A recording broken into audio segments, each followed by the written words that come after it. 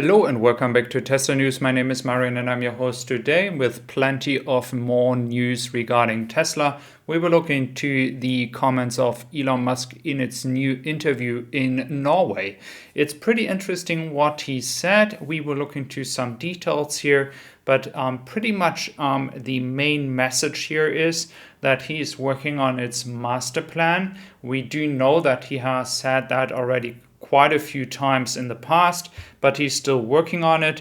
And he also gave a comment on how many EVs he is expecting to produce, or the entire market to be able to produce by 2030 with a market share.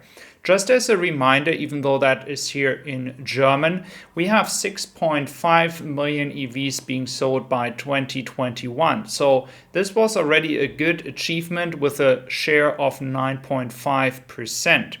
Again, Elon Musk is saying by 2030 we can expect 50%. And this is one more time a chart where we can see what projection. Again, there can be differences in between, but projections towards 2030 for Tesla could look like. So he is saying that 50% of all new vehicles sold will be EVs by 2030. Just as a reminder, we have somewhere between 70 million cars being sold each year. So that would be a possibility for Tesla to gain their market share with 20 million.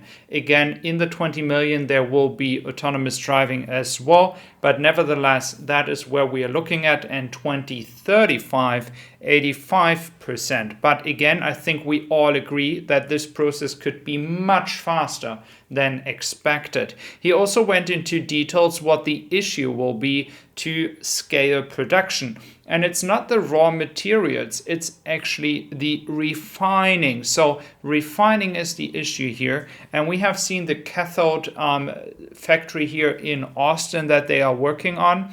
So that could be some indication that if Tesla really sees that there will be an issue, a limitation regarding production because of limited refining, Tesla could be moving into the refining business. I do expect Tesla to prepare already in the background potential ways of doing so. And they are just going to wait if it's really needed or not. We also have some more software updates that actually went online yesterday, but we will look into them in a moment. And we're also going to look into the deliveries happening from China. For the European market, when it comes to the exports from China, we have seen more lockdowns happening. Again, I have lived in China and I also know that some of the lockdowns, especially in Beijing, are more connected to the meeting happening in Beijing and not more like it's Corona. So let's hope that Shanghai won't be affected by this entire lockdown system in China. And I do hope that the proof of the colors that went to the US the improvement will come soon. So Giga Berlin is able to produce all colors as soon as possible.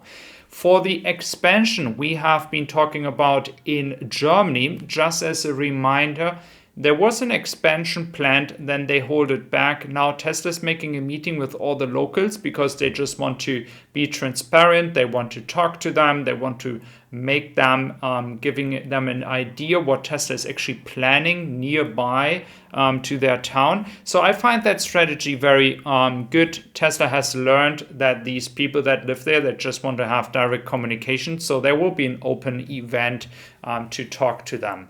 Then we have as well the Tesla update. So lots of cars receiving the 2022.24.6 release notes, and those will move the car from radar-equipped vehicles to Tesla Vision.